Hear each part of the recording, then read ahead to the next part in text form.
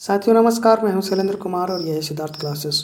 आज के इस महत्वपूर्ण सेशन में आपका पुनः स्वागत है। आज के इस महत्वपूर्ण सेशन में हम प्राचीन इतिहास से संबंधित महत्वपूर्ण वन लाइनर फॉर्मेट में प्रश्नों को देखेंगे, जो कि सभी परीक्षाओं के लिए अति महत्वपूर्ण एवं उपयोगी है। तो आइए दोस्तों शुरू करते हैं। आज का यह पहला प्रश्न है, इतिहास का अर्थ क्या है? अतीत की घटनाओं का अध्ययन इतिहास है। इतिहास का पिता किसे कहा जाता है? हेरोडोटस को कहा जाता है। जिस काल में मानव की घटनाओं का कोई लिखित साक्ष्य नहीं मिलता उसे क्या कहते हैं? प्रागैतिहासिक काल कहा जाता है। प्रागैतिहासिक काल का अवधि क्या था? 5 लाख ईसा पूर्व से 3000 ईसा पूर्व तक। आग का आविष्कार किस युग में हुआ था? पूरा पाषाण युग में हुआ था। इसके बाद है, पूरा पाषाण युग में मानव की जीविका का मुख्य आधार क्या था? तो शिकार करना था। पहिए का आविष्कार किस युग में हुआ था? नवपाषाण युग में हुआ था। नवपाषाण युग में मानव अपने पूर्वजों का अंतिम संस्कार किस प्रकार किया करते थे? दफना कर किया करते थे। पारसी समुदाय के पूजा स्थल को क्या कहा जाता है? अग्नि मंदिर कहा जाता है। पारसी समुदाय का प्रसिद्ध ग्रंथ क्या है? जैन अवेस्ता है। सिंधु सभ्यता के किस युग से संबंधित है? तो यह आदि ऐतिहासिक युग से संबंधित है। सिंधु घाटी की सभ्यता। सिंधु सभ्यता की जानकारी का स्रोत क्या है? लिखित साक्ष्य, परंतु अब तक पढ़ा नहीं जा सका है। दूसरा, पुरातात्विक स्रोत जो सिंधु घाटी की सभ्यता के बारे में जानकारी देता है। भारत में चांदी की उपलब्धता के प्राचीनतम प्रमाण किस संस्कृति से मिलते हैं?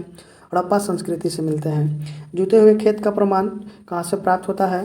कालीबंगा राजस्थान से प्राप्त होता है। हड़प्पा सभ्यता की खोज किसने की थी? दयाराम साहनी ने 1921 ईस्वी में की थी। सिंधु घाटी की सभ्यता का खोज का पहला स्थल कौन सा है? तो ये हड़प्पा है। मोहनजोदड़ो की खोज किसने की थी? राखलदास बनर्जी 1922 ईस्वी में। वजी संघ के विरुद्ध मगध राज्य के किस शासक ने प्रथम बार रथ मुसल तथा महाशिला कंटक नामक गुप्त हथियारों का प्रयोग किया था? तो अजात शत्रु ने किया था।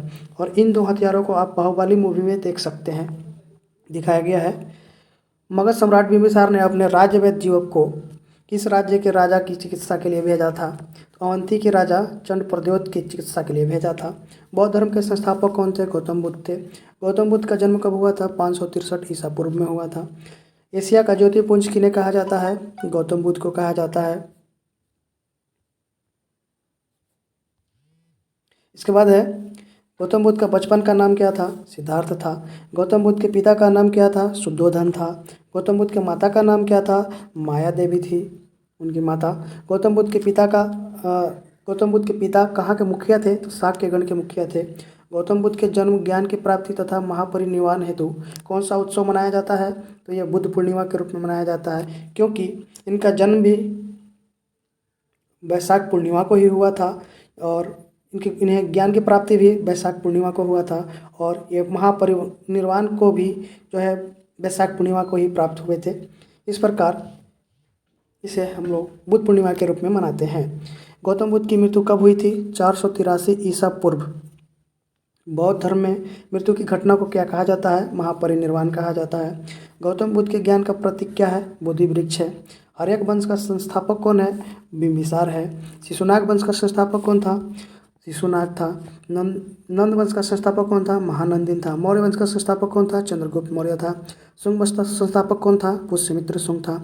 कण्व वंश का संस्थापक कौन था? वासुदेव था। भगवान बुद्ध ने अपना प्रथम उपदेश कहाँ दिया था? सारनाथ, जिसे धर्म चक्र प्रवर्तन भी कहा गया है। आखिरी यानी कि चतुर्थ बौद्ध संगीति कहाँ आयोजित हुई थी? कुंडलवन कश्मीर में हुई थी। उस समय शासक कौन था? तो कनिष्क शासक था उस समय। आलमगीरपुर उत्तर प्रदेश किस नदी के किनारे स्थित है?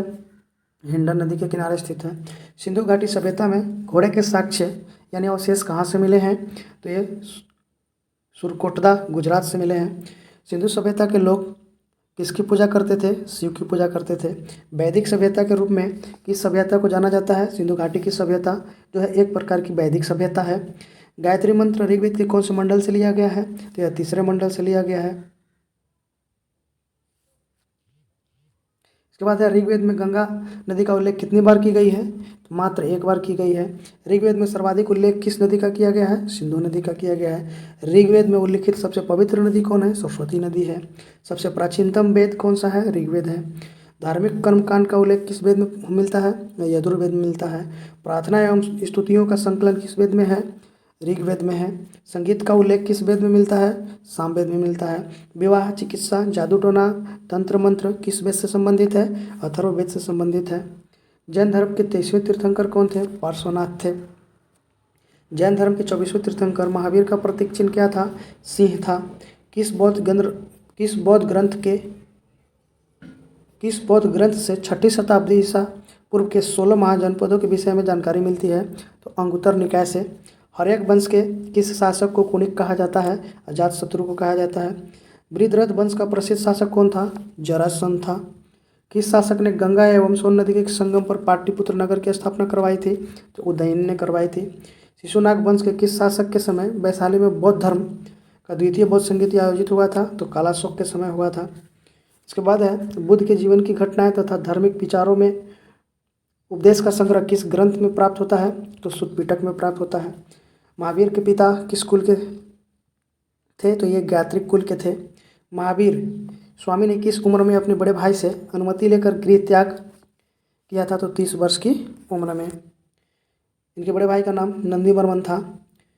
कितने वर्षों के तपस्या के बाद महावीर को जिरम्भी के निकट ज्ञान की प्राप्ति हुई थी? 12 वर्षों की तपस्या के बाद। महावीर के प्रथम अनुयायी कौन था? इनका दामाद जामाली था। इसके बाद है किस जैन तीर्थंकर को भगवान के श्री कृष्ण का निकट संबंधी माना जाता है? अरिष्टनेमी को माना जाता है। प्रथम जैन संगीति किसकी अध्यक्षता में हुई थी? भद्रबाहु की अध्यक्षता में हुई थी। कल्पसूत्र के रचनाकार कौन है? भद्रबाहु है। चंद्रगुप्त मौर्य ने किस शासक को हराकर मगध में मौर्य वंश की स्थापना की थी? तो धनानंद को हराकर। नंद वंश का अंतिम शासक कौन था? धनानंद था। चंद्रगुप्त मौर्य ने किसे 500 हाथी उपहार में दिए थे? तो सेल्यूकस को दिए थे। चंद्रगुप्त मौर्य ने किस नदी के किनारे सेल्यूकस को पराजित किया था? सिंधु नदी के किनारे। मेगास्थनीज ने भारतीय समाज को कितने श्रेणियों में विभाजित किया? 7 श्रेणियों में विभाजित किया। किस मौर्य राजा ने गया में नागार्जुन की पहाड़ियों में आजीविकों के लिए गुफा दान में दिए थे? तो अशोक का पुत्र दशरथ ने। अर्थशास्त्र के रचयिता कौन है? चाणक्य हैं। अर्थशास्त्र में गुण पुरुष किसे कहा गया है? तो गुप्तचरों को कहा गया है। अर्थशास्त्र किस विषय से संबंधित है? तो यह राजनीतिक व्यवस्था से संबंधित है। और ये था आज का महत्वपूर्ण सेशन, जिसमें प्राचीन इतिहास के सभी महत्वपूर्ण प्रश्नों को हमने कवर किया है। वीडियो कैसा लगा है कमेंट बॉक्स में ज़रूर बताएंगे। अगर इस चैनल पर आप नए हैं तो चैनल को सब्सक्राइब करेंगे, लाइक करेंगे, शेयर करेंगे। सेशन में अंत तक बने रहने के लिए बहुत बहुत धन्यवाद। मिलते हैं नेक्स्ट वीडियो में, तब तक के लिए नमस्कार।